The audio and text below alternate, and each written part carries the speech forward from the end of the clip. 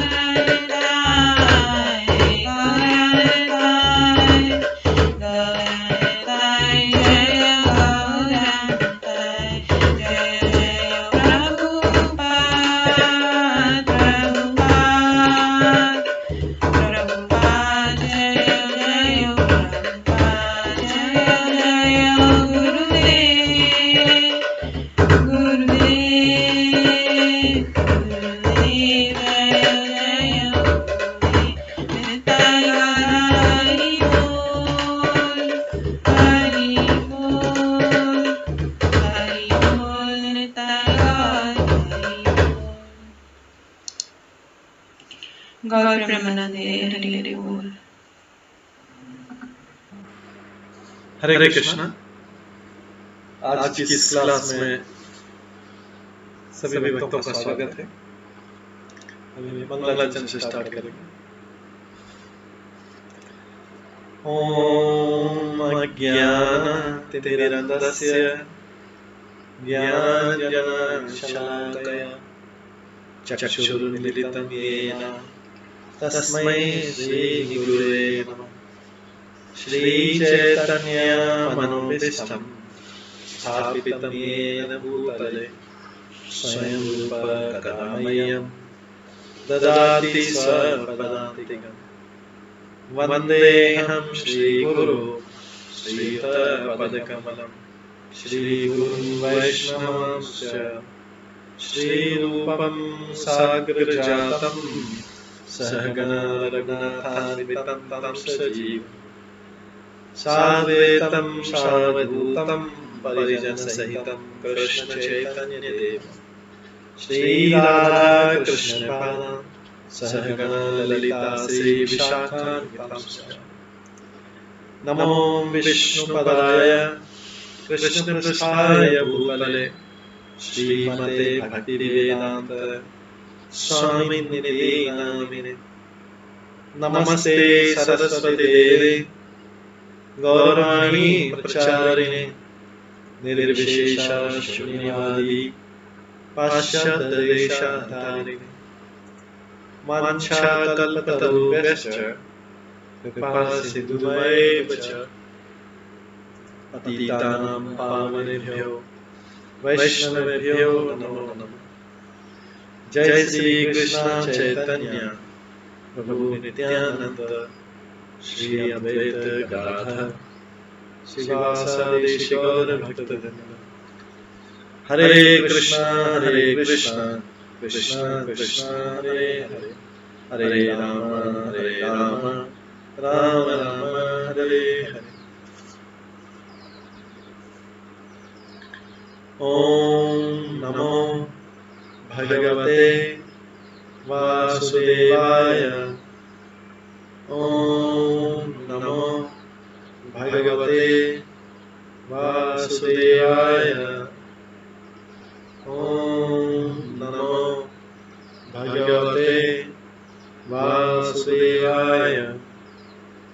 नारायणं नमस्कृत्य नरं चैव नरोत्तमं देवीं सरस्वतीं व्यासं ततो जयमुदीरये।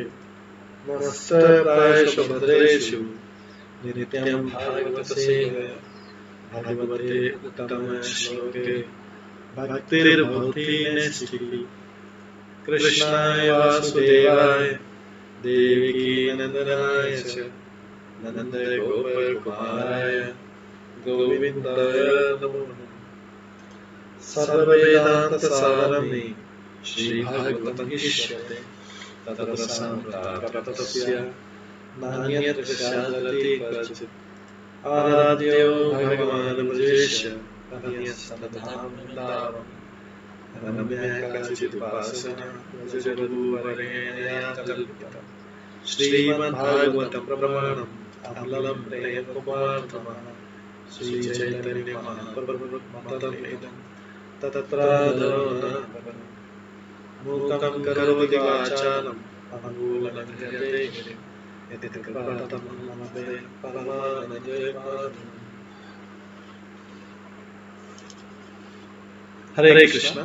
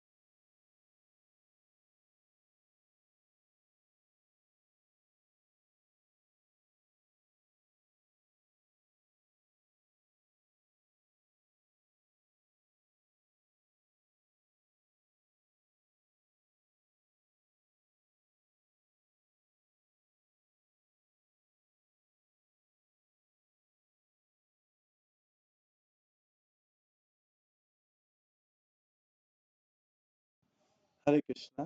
आज की इस क्लास में सभी भक्तों का स्वागत है। कल हम श्रवण कर रहे थे श्रीमद् भागवतम के 10वें स्कंद के 20वें अध्याय से श्रवण कर रहे थे, जिसमें वृंदावन में वर्षा ऋतु तथा शरद ऋतु का वर्णन किया गया है। पहले वर्षा ऋतु का वर्णन था, फिर शरद ऋतु का वर्णन है।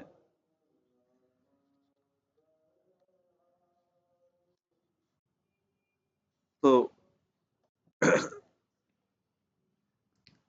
हमने वर्षा ऋतु का वर्णन सुना, उसके बाद शरद ऋतु का। तो उसी में जब शरदकालीन सूर्य उदित होता है तो रात में फूलने वाली कुमुदनी के अतिरिक्त सारे कमल के फूल प्रसन्नता पूर्वक खिलते हैं। कुमुदनी जो है चंद्रमा के देख के खिलती है और कमल जो है सूर्य को देख के खिलते हैं।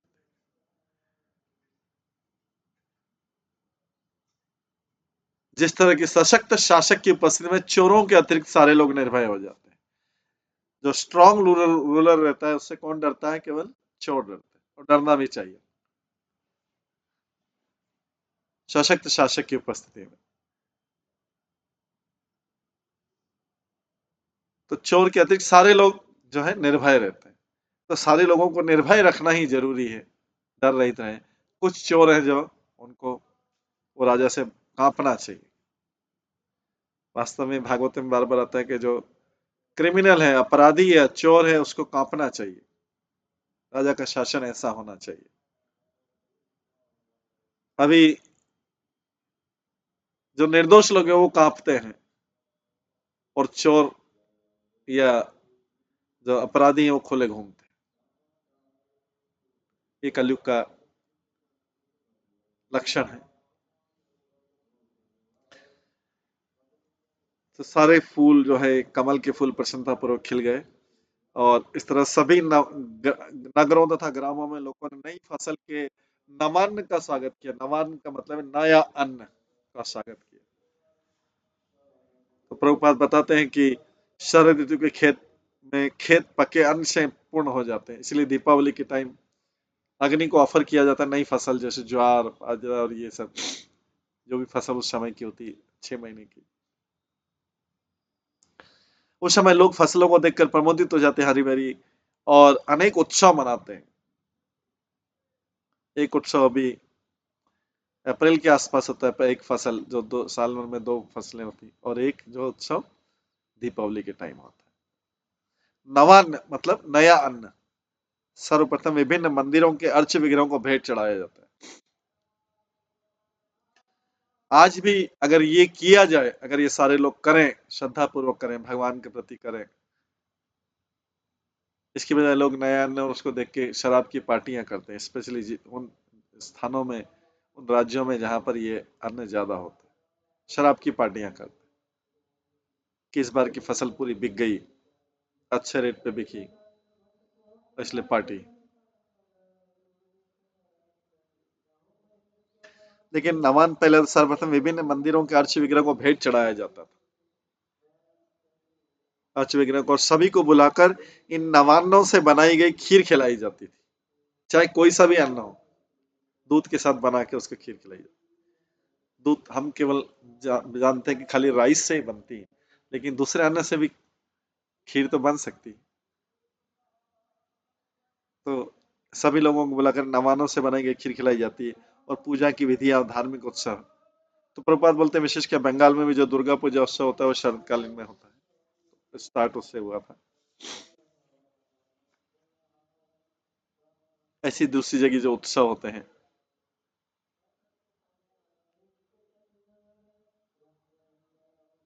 फसल के उपलक्ष्य में, जैसे वैशाखी इधर मार्च अप्रैल में, और इधर दिवाली 6 महीने के डिफरेंस है। ये सारे उत्सव यदि बनाए थे कि भगवान को याद किया जाए, भगवान को ऑफरिंग की जाए।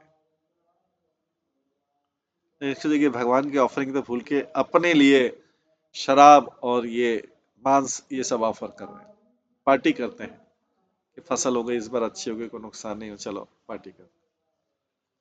बिल्कुल अपोजिट हो गया सारी चीजें, इसीलिए पूरा पतन होना, पूरे संस्कृति समाज सब कुछ पतन हो।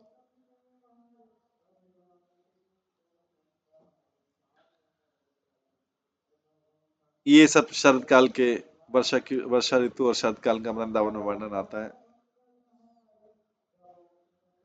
और अब जो है शरद काल और क्या खुशियां देता है, क्योंकि व्यापारी, मुनिजन, राजा तथा ब्रह्मचारी विद्यार्थी जो वर्षा के अभाव के कारण जहां तक अटके पड़े थे, अब बाहर आ जाने पर अपने अभिष्ट पदार्थ प्राप्त करने के लिए स्वतंत्र।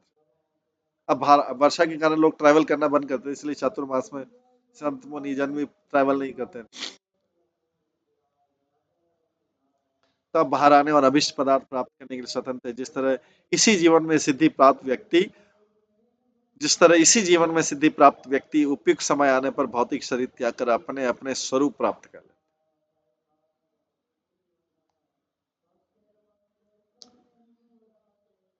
तो ये तुलना की गई, शरद ऋतु सबके लिए सुहावनी रहती, लेकिन इस भौतिक संसार में जितना सुहावना होगा, जितना लोगों को मौसम से राहत मिलेगी, लोग उसको वेस्ट करेंगे किसमें? सारे सुख को और मौसम के सुहानेपन को अपने ड्रिंक में, ईटिंग में, ड्रिंकिंग, ईटिंग, मीटिंग, इन सब में स्पेंड करें।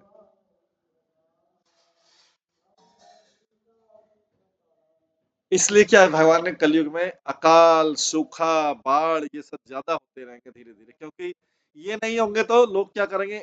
और ज्यादा एंजॉय करेंगे। अगर किसी के पास सारी फैसिलिटी और मौसम भी हो, ये सब कुछ हो, तो लोग और चलो ड्रिंक, चलो पार्टी करते हैं नाइट में, चलो नॉन वेज खाते हैं, पार्टी करते हैं, गैम्बलिंग करते हैं, ये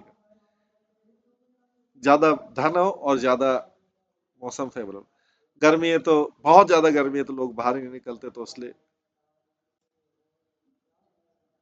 वो उनका लिमिटेशन है कि तो सूखा, अकाल ये सब होगा तो ये फेवरेबल है। सूखा, अकाल ये सारी चीजें जो फेवरेबल है, क्योंकि व्यक्ति मनमानी नहीं करेगा, अपनी मनमानी नहीं करेगा। तो ये उन लोगों के लिए बहुत अच्छा है जो लोग भगवान की भक्ति करना चाहते हैं। वृंदावन में ऋतुओं का वर्णन किया गया है। आज हम 21वें अध्याय से शुरू करेंगे। गोपियों द्वारा कृष्ण के वेणु गीत की सराहना। गोपी द्वारा कृष्ण के वेणु गीत की सराहना।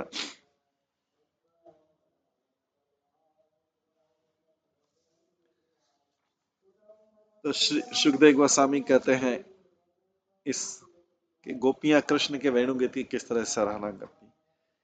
इत्थम शरत स्वच्छ जलम पद्माकर सुगंधिना न विशत वायुना वातम सगो गोपाल कच्युतः।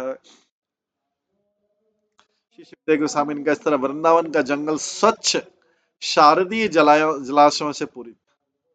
अभी क्या हो गया, वृंदावन का जंगल स्वच्छ हो गया क्योंकि बारिश चली गई, वर्षा ऋतु चली गई और सूर्य से सब पत्ते भी सूख गए, गीलापन भी हट गया और हल्का सा जो है ठंडक भी आ गई। तो वृंदावन का जंगल स्वच्छ शारदीय जलाशयों से, और जलाशय में जो है जो वर्षा का जल रहता है, उसके मिट्टी जो उसमें तैरती रहती है, वो सब सेटल हो गए। तो जल क्या है? स्वच्छ हो जाता है। शरद ऋतु क्यों अच्छी है? इसलिए आ रहा था, इसी में भगवान अपना वेणु गीत का प्रदर्शन करेंगे और गोपियां उसकी प्रशंसा करेंगे। इस तरह वृंदावन का जंगल स्वच्छ शारदीय जलाशयों से पूरी था। स्वच्छ जलाशयों में खिले कमल पुष्पों की सुगंध वाली वायु से शीतल था।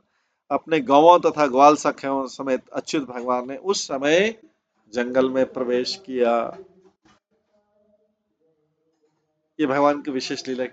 तो इस तरह से वृंदावन का शरद ऋतु जो है सबसे श्रेष्ठ सारी ऋतुओं में, हालांकि वसंत ऋतु भी अच्छा है, शरद ऋतु, वसंत ऋतु।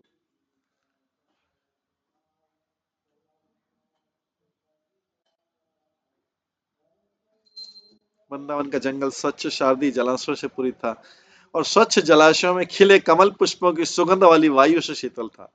उन स्वच्छ जलाशयों में खिले कमल पुष्प।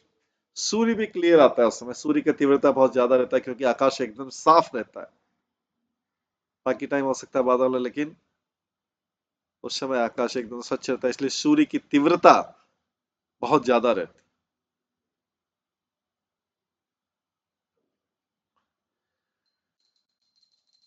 अपनी गौओं तथा ग्वाल सखाओं समेत अच्युत भगवान ने उस जंगल में प्रवेश किया।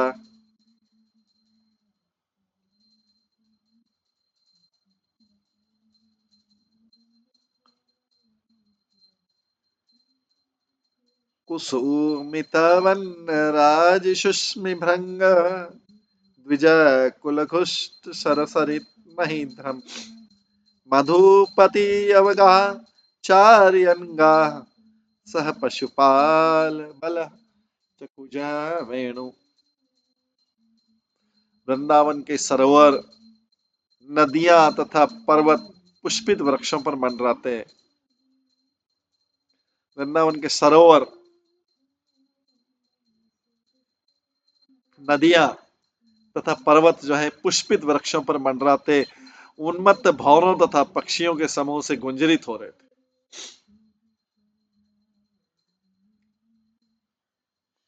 शरद मिश्र ऋतु के मौसम में जो सबको आकर्षित कर रहा है।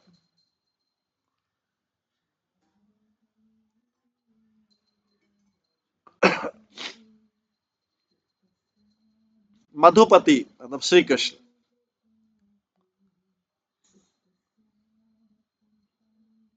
मधुपति ने ग्वाल वालों तथा बलराम के संग उस जंगल में प्रवेश किया और गौवें चराते हुए अपनी बंशी बजाने लगे। भगवान ने इस मौसम का, इस वेदर का फायदा उठाया और अपनी इस सुंदर, बहुत कंफर्टेबल वेदर रहता है, प्लेजेंट वेदर रहता है, उसका फायदा उठाया और मधुपति ने ग्वाल बालों तथा बलराम के साथ उस जंगल में प्रवेश किया। भगवान तो सारे टाइम ही जा रहे थे, लेकिन ये लीला विशेष जो भागवतम में दी हुई, क्योंकि इसमें कुछ विशेष लीलाएं हुई है। उस जंगल में प्रवेश किया और गौवें चराते हुए अपनी वंशी बजाने लगे।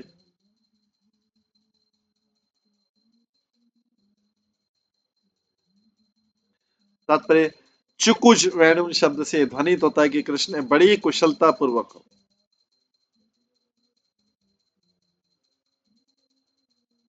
अपनी वंशी की ध्वनि तथा वृंदावन के रंग बिरंगे पक्षियों के कल पूजन को मिला जुला रखा था।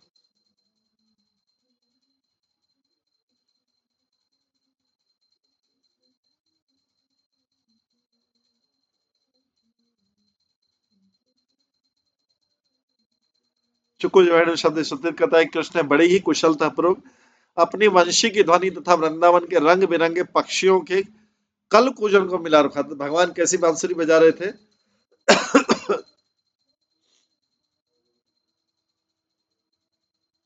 उनके बांसुरी की ध्वनि पक्षियों की कलकलाहट से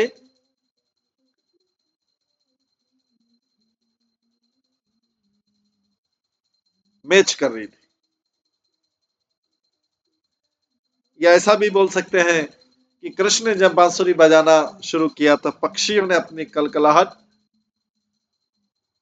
अपनी कलकल ध्वनि को कृष्ण की बांसुरी से मैच कर लिया। इस तरह आकर्षक देवी ध्वनि उत्पन्न हो रही थी, दोनों का मैच करके।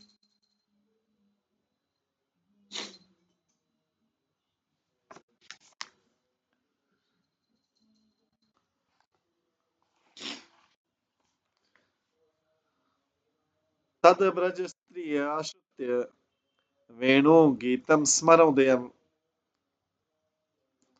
कश्चित परीक्षम कृष्णस्य स्वशक्तिभ्य अन्य वर्णन।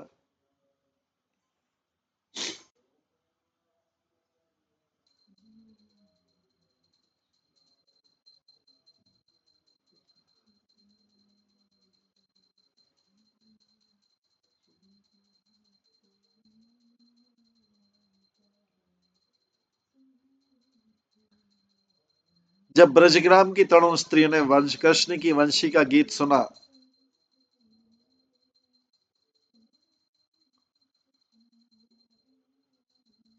जो काम उत्पन्न करने वाला था, तो उनमें से कुछ स्त्रियां अपनी सखियों से एकांत में कृष्ण के गुणों का बखान करने लगी।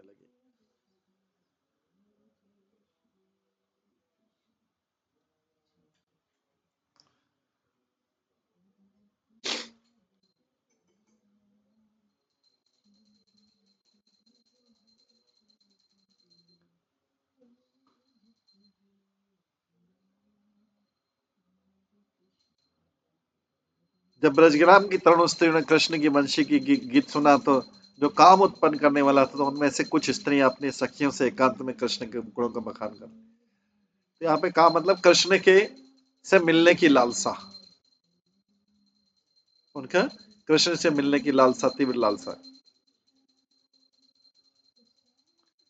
इसके पश्चात तत्वर्ण ये तुम आरब्धा स्मरन्तया कृष्ण चेष्टितम न शकन स्मर वेगेन विक्षिपत मनसः नप।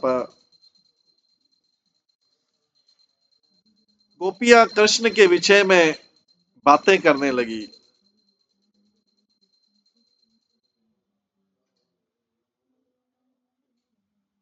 गोपियां कृष्ण के विषय में बातें करने लगी, किंतु जब उन्होंने कृष्ण के कार्यकलापों का स्मरण किया,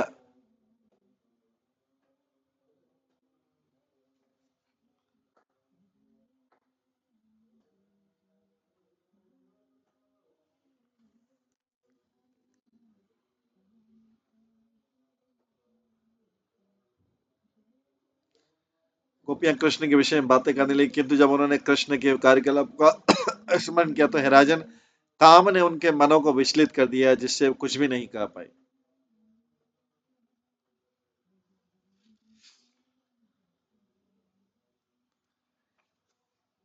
वे एकांत में भी कर रही थी और आपस में भी उनके विषय में बात कर रही थी। एकांत में भी उनके बारे में सोच रही थी गोपियां,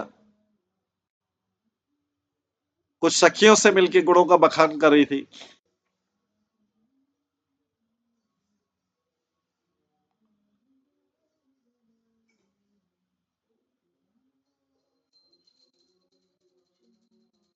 आगे 5वां श्लोक है।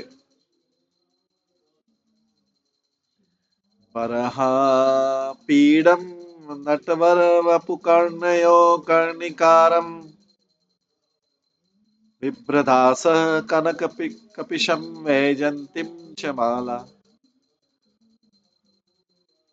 रंध्रान वेणो अधर सुदया पूरयन् गोप वृंदे वृंदारण्यम स्वपद रमणम प्राविशत कीर्ति।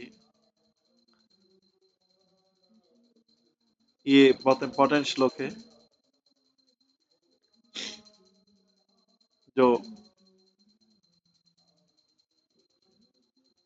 कृष्ण की सुंदरता का प्रदर्शन करता है। इसके ऊपर बहुत बड़ी बड़ी व्याख्या है श्लोक। इसको एक बार गाते हैं। बरहा पीडम नटवर वपु कर्णयो कर्णिकारम बिभ्रत वास कनक कपिशम वैजंतीम च माला रंध्रान वेणु अधर सुदया पूरयन् गोप वृंदे वृंदारण्यम स्वपद रमणम प्राविशत कीर्ति। कैसा था भगवान की सुंदरता? ये पूरे भागवतम में ये श्लोक जो है सबसे पूरी तरीके से भगवान की सुंदरता का वर्णन करता है। बरहा पीडम, बरहा मतलब मोर पंख, अपीडम बरहा पीडम जो उनके सिर के अलंकार के रूप में लगा है।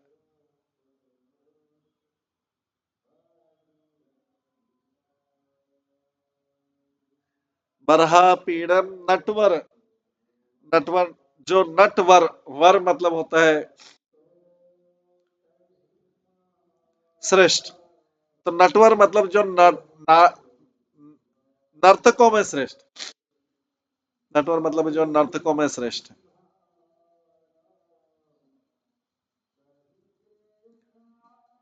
शिव जी को नटराज बोलते हैं, लेकिन यहाँ कृष्ण जो है नटवर।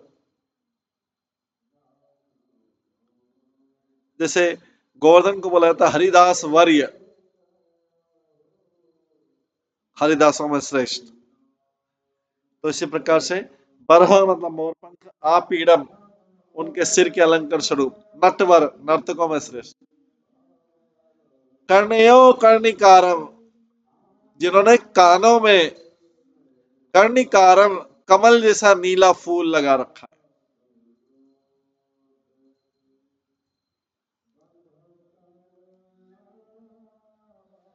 ये कृष्ण की शोभा का वर्णन आ रहा है। मोर पंख लगाए हुए हैं, सिर पे अलंकार स्वरूप, नर्तकों में श्रेष्ठ, दिव्य शरीर, वपु, नटवर वपु, नर्तकों में श्रेष्ठ वपु, उनका दिव्य शरीर, कर्णयो कर्णिकारं, कानों में कमल जैसा नीला फूल लगाए हुए। उसके बाद बिभ्रदास, विभ्रवास, विव्रतवास, कनक कपिशम वैजंती च माला।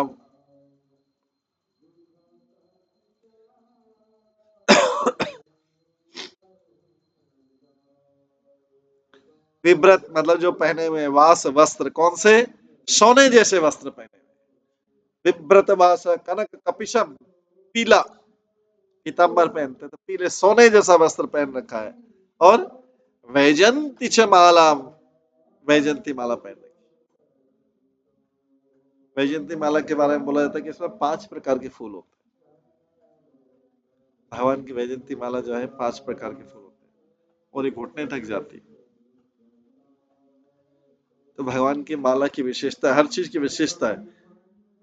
ऐसा नहीं कि भगवान कुछ भी स्वीकार कर लेते। भगवान का, जो लोग ये भगवान राधा कृष्ण की पूर्ण रूप से भक्ति जानते हैं या बाल्य कृष्ण की भक्ति जानते हैं, उसकी एक एक विधियां कि क्या क्या उनका उनका पहनना पहनावा कैसा रहता है, उनका खान पान कैसा रहता है, उनका शेड्यूल कैसा रहता है, ये सब जो है, जो लोग भगवान की इस प्रकार से विग्रह पूजा में और उसमें एक्सपर्ट होते हैं, वो सब भगवान का मूड जानते हैं, उनके मूड के अकॉर्डिंग। भगवान के वस्त्र भी अलग अलग होते हैं, अलग अलग मूड के अनुसार।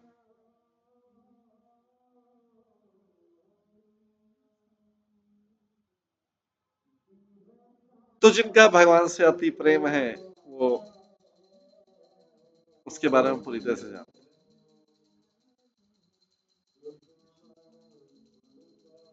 जैसे कोई भी गेस्ट आता है, तो हम उससे पूछते हैं उसको क्या अच्छा लगता है, क्या नहीं अच्छा लगता, उसके अनुसार।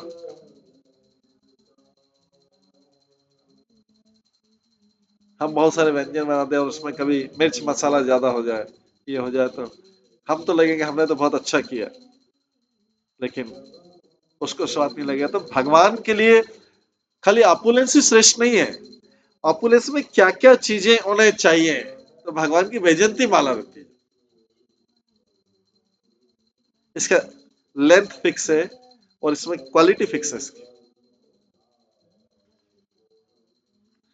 ऐसे भगवान की बांसुरी भी अलग अलग होती है, मुरली होती है, बंसी होती है। मुरली, बंसी, ये अलग अलग शब्द है भगवान। और वेणु, वेणु, मुरली, बंसी, ये अलग अलग है तीनों। इनकी साइज अलग अलग रहती है, नंबर ऑफ होल्स इसमें अलग अलग रहते हैं। तो जो लोग भगवान के बारे में एक्सपर्टाइज करके जब उसको करते हैं, जैसे हम कोई देखते हैं कि हमारा कोई प्रिय व्यक्ति आता है, तो उसको क्या क्या अच्छा लगता है, वैसा वैसा आइटम बनाते हैं, चुन चुन के वैसा आइटम बनाते हैं। वैसे ही भगवान कृष्ण के लिए जो है, कृष्ण के क्या क्या पहनते हैं, क्या है, कैसा पहनते हैं, ये सब, अगर हम कृष्ण प्रेमी हैं तो ये सब चीजें ध्यान रखी जाए। फिर राधा रानी का अलग है अपना पहनावा। तो इसलिए राधा कृष्ण की जो सेवा करना है, बहुत उच्च लेवल का भाव चाहिए राधा सेवा। उनकी चॉइस क्या क्या है, उनका खाना क्या क्या है, उनका भोजन क्या है, पहनावा क्या है, समय क्या है। भगवान की, कृष्ण की, इसलिए कृष्ण की एक अष्ट प्रहर लीला है, जिसको कृष्णदास कविराज गोस्वामी ने लिखा है, भगवान की अष्ट प्रहर लीला।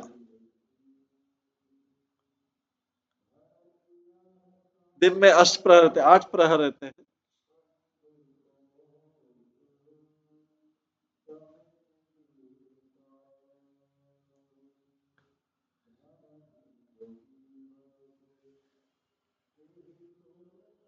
तो अपने सिर पर मोर पंख का आभूषण, अपने कालों में नीले कर्णिकर फूल, स्वर्ण जैसा चमचमाता पीला वस्त्र तथा वैजंती माला धारण किए हुए भगवान कृष्ण ने सर्वश्रेष्ठ नर्तक नटवर वपु सर्वश्रेष्ठ नर्तक का दिव्य रूप प्रदर्शित करते हुए वृंदावन के वन में प्रवेश करके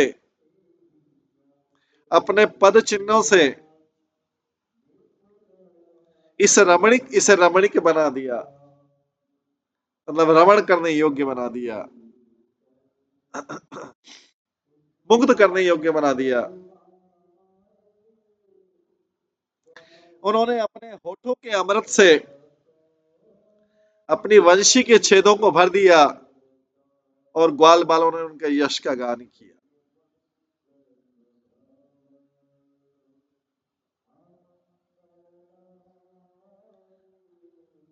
अपने सिर पर मोर पंख आभूषण, अपने कालों में एक नीले कर्णिकार फूल, स्वर्ण जैसा चमचमाता पीला वस्त्र तथा वैजंती माला धारण किए भगवान कृष्ण ने सर्वश्रेष्ठ नर्तक का दिव्य रूप प्रदर्शन करते हुए वृंदावन के वन में प्रवेश करके अपने पद चिन्हों से इसे रमणीक बना दिया। उन्होंने अपने होठों के अमृत से अपनी वंशी के छेदों को भर दिया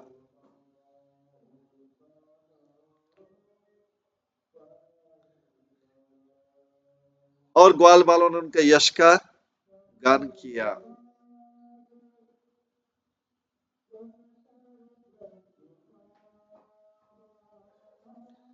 तात्पर्य, गोपियों ने श्लोक में वर्णित कृष्ण के समस्त दिव्य गुणों का स्मरण किया।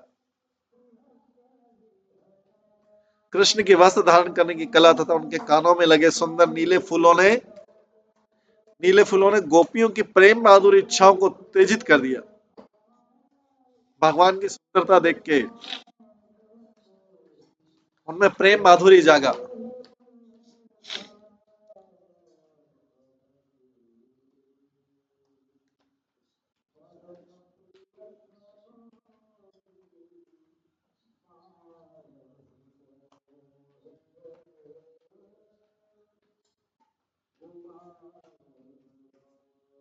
और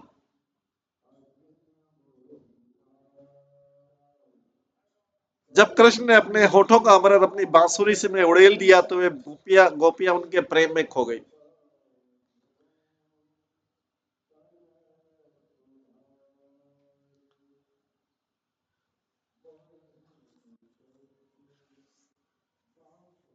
इस प्रकार से कृष्ण की सुंदरता का वर्णन हुआ। तो इस श्लोक को सुंदरता में वर्णन करने में सर्वश्रेष्ठ श्लोक माना जाता है। कृष्ण की जहां पे भी सुंदरता वर्णन है, इसमें भगवान का मोरपंख कवर हुआ, उनका आभूषण कवर हुआ, उनकी नर्तक कला कवर हुई, उनका रूप दिव्य रूप हुआ, उनके कानों के बारे में वर्णन है कि कानों ने कनिक यार इधर इधर फूल लगा लिया कान के ऊपर,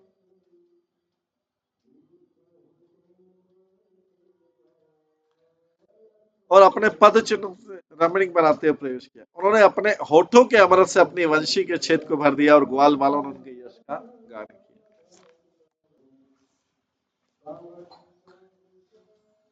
तो इस तरीके से जब कृष्ण ने अपनी बांसुरी बजाई तो वे उनकी गोपियां उनके प्रेम में खो गई। इति वेणोरवं राजन् सर्वभूत मनोहरं श्रुत्वा ब्रज स्त्रिय सर्वा मण्येयन्त अविरेभिर। हे राजन, जब ब्रज की युवतियों ने सभी प्राणियों के मन को मोह लेने वाली कृष्ण की वंशी की ध्वनि सुनी तो एक दूसरे का आलिंगन कर उसका बखान करने लगी। जब ब्रज की गोपियों ने सुना तो सभी ब्रज की गोपियों ने युवती ने सभी प्राणियों के मन को मोह लेने वाली कृष्ण की वंशी की ध्वनि सुनी तो एक दूसरे के आलिंगन, एक दूसरे को गले लगा लिया। इतनी प्रसन्न हो रही कि वो एक दूसरे के साथ शेयर कर रही, एक दूसरे के आलिंगन करके उसका बखान करने लगी।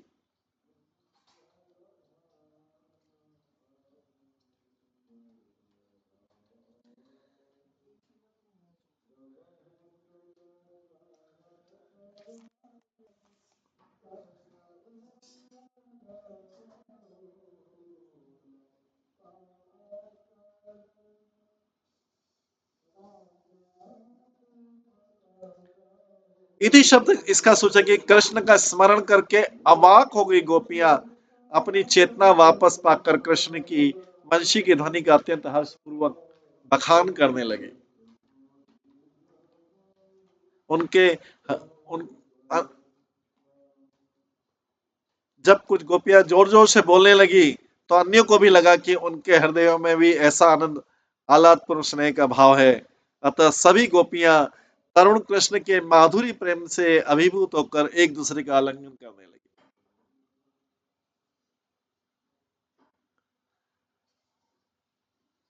दो चीजें, अब कोई व्यक्ति प्रश्न पूछ सकता है कि गोपियां तो वनों में तो थी नहीं, गोपियां तो वनों में थी नहीं, उन्होंने कृष्ण को बांसुरी बजाते कैसे देखा? उन्होंने बांसुरी बजाते हुए कैसे देखा?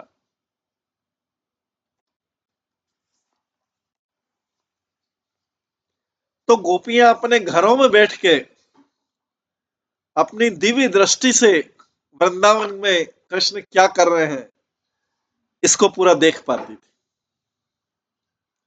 किस लेवल का भाव था गोपियों का कि वृंदावन में कृष्ण क्या कर रहे हैं, गोपियां अपने घरों में बैठे हुए वो दृश्य उनके सामने आता था।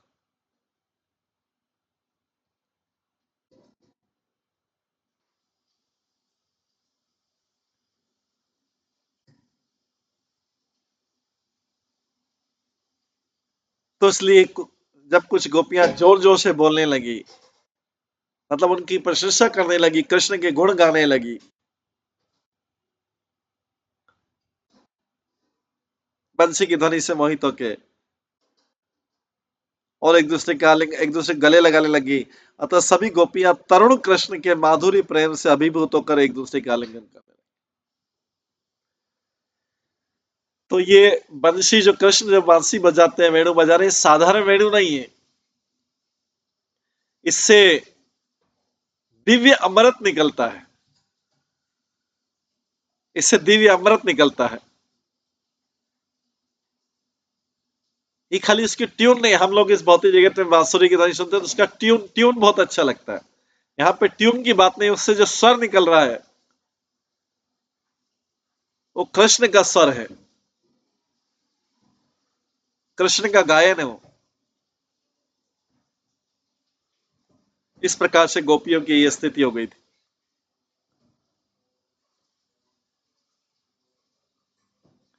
इसके बाद आगे गोपियां उच्च गोपियां कहती हैं,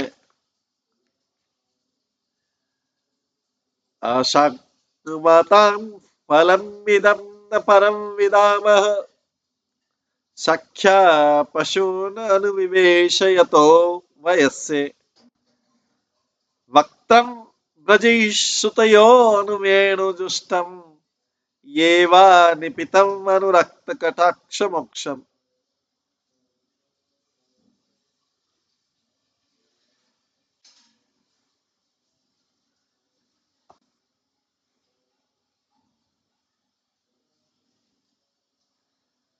गोपियां कहती हैं, गोपियों ने कहा, सखियों आपस में बात करती, जो आंखें नंद महाराज के दोनों पुत्रों के सुंदर मुखमंडल का दर्शन करती है वे आंखें निश्चय ही भाग्यशाली है।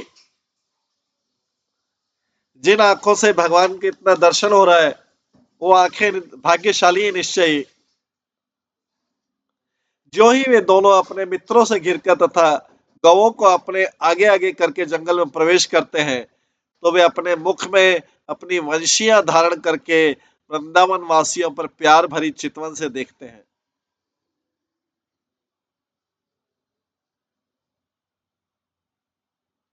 दोनों कृष्ण बलराम दोनों जब अपने मित्रों से घिरकर, पूरा ग्रुप प्रवेश करता था, घिरकर तथा गौओं को अपने आगे आगे करके जंगल में प्रवेश करते हैं तो अपने मुख में अपनी वंशियां धारण करके वृंदावन वासियों पर प्यार भरी चितवन से देखते हैं, वंशी बजाते हैं। जो आंखें वाले हैं, ये कटाक्ष भी है, जो आंखें वाले हैं उनके लिए हमारी समझ में देखने की इससे बड़े अन्य कोई वस्तु नहीं है।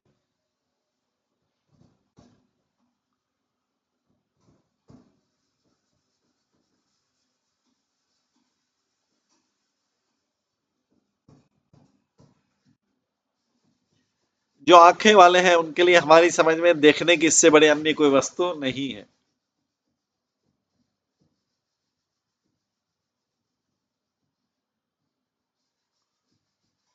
तो यहाँ पर गोपियां उन आंखों को कितना भाग्यशाली समझ रही जो भगवान को देख पा रहे हैं,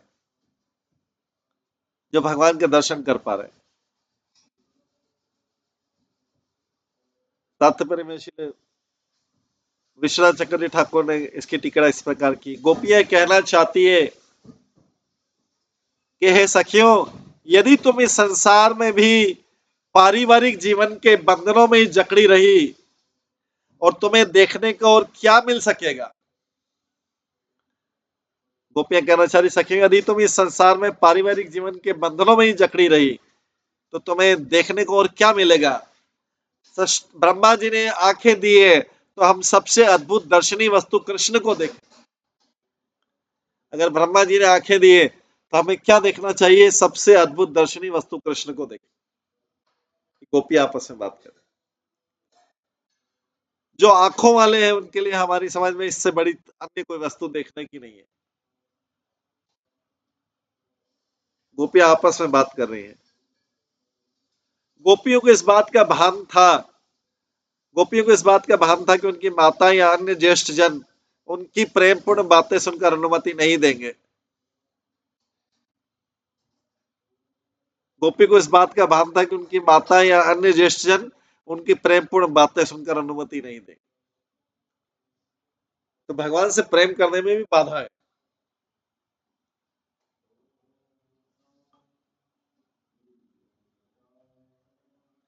क्योंकि वो लोग जानते नहीं कि ये भगवान है, कृष्ण है। इसलिए गोपियां कहती है, अक्षरमता फलम, कृष्ण का दर्शन करना केवल हमारा ही नहीं, सभी व्यक्तियों का लक्ष्य, उस सभी का कल्याण चाह रही।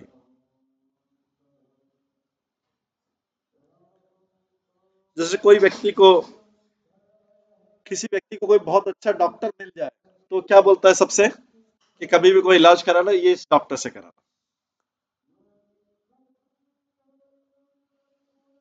इस व्यक्ति से इलाज करवाना। तो इसलिए गोपियां बोल रही कि अगर देखने की कोई चीज है तो कृष्ण ही है। कृष्ण का दर्शन करना केवल हमारा ही नहीं अपितु सभी व्यक्तियों का लक्ष्य है।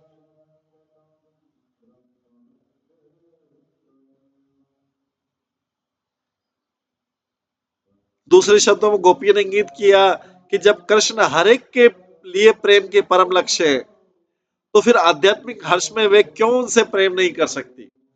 कृष्ण तो सबके लिए सबसे प्रेम, सबके लिए प्रेम करने की वस्तु है कृष्ण। तो हम क्यों हेजिटेट करें। क्योंकि उनको डर था कि उनके एल्डरली लोग, ज्येष्ठ जन और ये सब उनके अगर कृष्ण के बारे में बात करेंगे तो बोलेंगे कृष्ण कौन है, ये कृष्ण कौन है, तुमको तो अपने अपने पतियों का ध्यान रखना चाहिए, ये कृष्ण कौन है, पराया पुरुष हो गया। तो कृष्ण जो है पराया पुरुष नहीं, कृष्ण ही परम पुरुष, कृष्ण ही परम पुरुष है।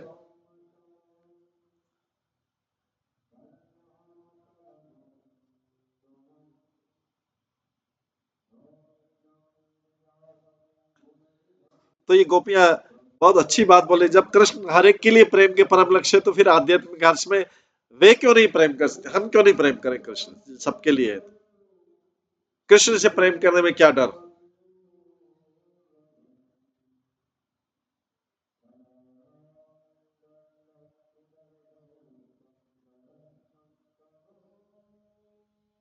उसके बाद आचार्य लोग बताते हैं कि एक अन्य गोपी ने, मतलब ये राधा रानी हुई, क्योंकि अन्य गोपी राधा रानी का नाम नहीं लेते। 8 से 19 तक के श्लोक है।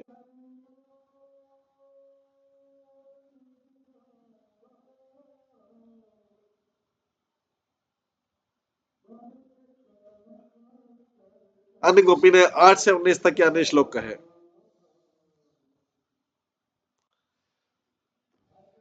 तो 8वां श्लोक है, च्यूता प्रवाल बरहा स्तबक उत्पलब्ज बालानुप्रक्त परिधान विचित्र वेशो मध्ये विरेजतु अलम पशुपाल गोष्ठ्याम रंगे यथा नटवरो क्वच गायमानो।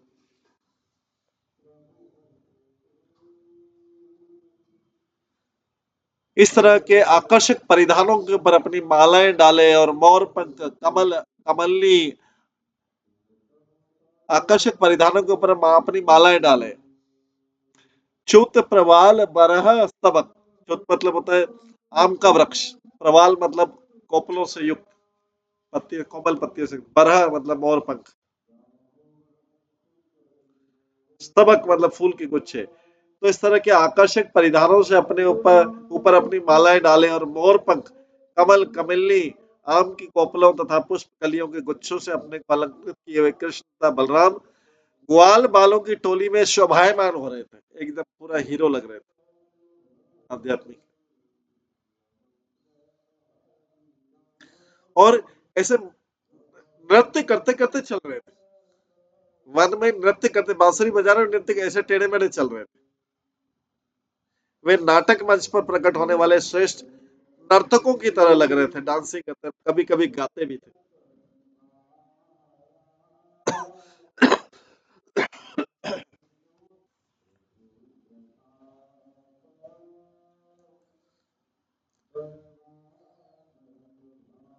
गोपियां कृष्ण की लीलाओं का स्मरण कर हर्ष गीत गाती जा रही थी।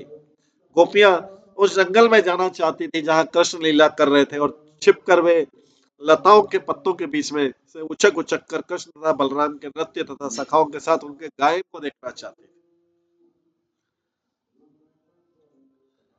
गोपियां उस जंगल में जाना चाहती थी, वो देख तो पा रही है कि जंगल में चल रहा है, लेकिन उस जंगल में जाना चाहती थी जहां कृष्ण लीला कर रहे थे, और छिपकर वे लताओं के पत्तों के बीच में से उचक उचक कर कृष्ण तथा बलराम के नृत्य तथा सखाओं के साथ उनके गायन को देखना चाहती थी।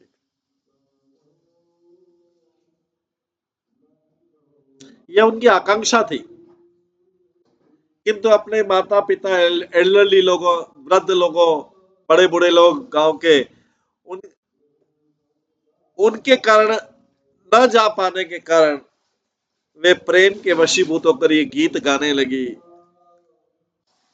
प्रेम के वशीभूत होकर अपने घरों के आसपास ही इकट्ठी होके ये गीत गाने लगी।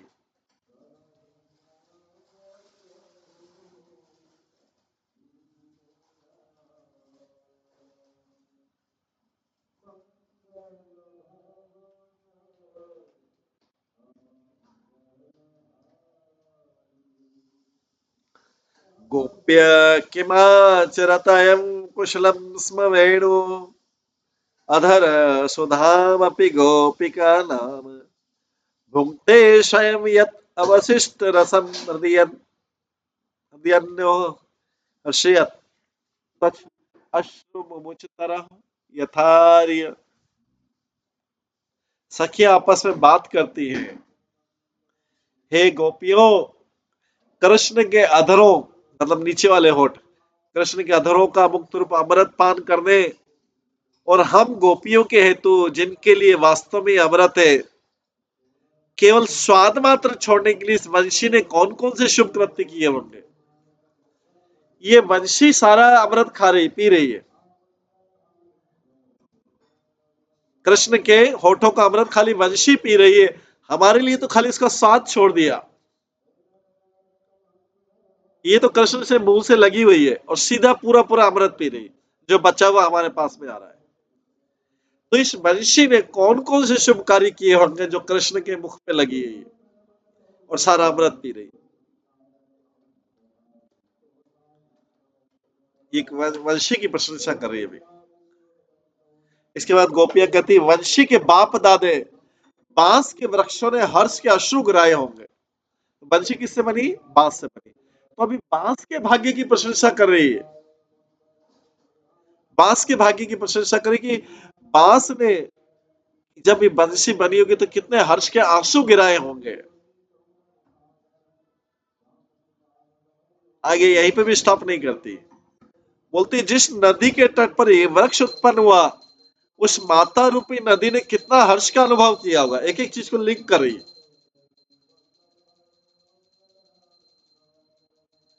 उस माता रूपी नदी ने हर्ष का अनुभव किया। इसीलिए तो नदी के में जो कमल फूल खिले हैं वो वो एकदम फ्रेश दिख रहे हैं, क्योंकि उसके शरीर के रोमों की भांति खड़े हुए हैं। अभी उसके अंदर, उस नदी के अंदर जो कमल के पुष्प है उसकी भी प्रशंसा कर रही है। बात कहां से शुरू थी? वंशी के ध्वनि से, कृष्ण का अमृत से। फिर गई बंशी पे गई, फिर बंशी से बंसी कहां से बनी? बांस में गई, बांस के भाग्य की प्रशंसा की। फिर बांस किसमें? नदी के किनारे लगे थे, नदी के पानी से ही तो सिंचित हुआ, उसकी प्रशंसा करें नदी। फिर नदी के अंदर के, नदी की खुशी कैसे है? नदी के अंदर जो कमल और ये पुष्प खिले, कितने खुले हैं, कितने खिले हुए हैं, ये लग रहा है कि नदी के शरीर के रोम खड़े हो गए इस खुशी के कारण कि मेरी बंसी, जैसे किसी माता पिता का पुत्र या पुत्री आगे उसका नाम रोशन करे तो क्या करते हैं? माता पिता की आंखों में आंसू आ जाते हैं कि हमारा पुत्र या पुत्री नाम रोशन कर रहे हैं। तो यहाँ पे जो है वंशी को देख के, वंशी को देख के गोपियों को ये भाव आ रहा है कि कितनी भाग्यशाली है, और जिस नदी के तट पर ये वृक्ष उत्पन्न हुआ है उस माता रूपी नदी ने हर्ष का अनुभव किया होगा, इसलिए खिले कमल के फूल उसके शरीर के रोमों की भांति खड़े। तो श्रील प्रभुपाद ने चैतन्य चरितामृत में श्लोक का जो अनुवाद दिया है वही यहाँ पे है। वास्तव में अपनी संतान को भगवान श्री कृष्ण की वंशी रूप उच्च भक्त बना देखकर बांस के वृक्ष रस बहाकर हर्ष के आंसू निकाल रहे हैं कि वंशी तो हमसे ही तो पैदा हुई है वंशी। तो ये किसी के संतान भी ऐसा निकले तो कितना प्रसन्न होगा, उसकी आंखों में आंसू आ जाएंगे, मेरा पुत्र या पुत्री ऐसा हुआ।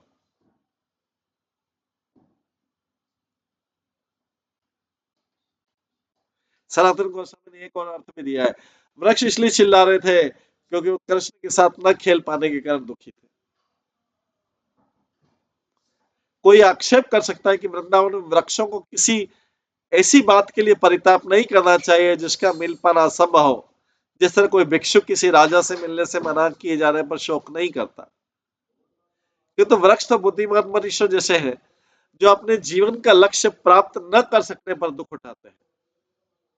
अतः वृक्ष इसलिए चीख रहे हैं क्योंकि उन्हें कृष्ण के होठों का अमृत नहीं मिल पा रहा है।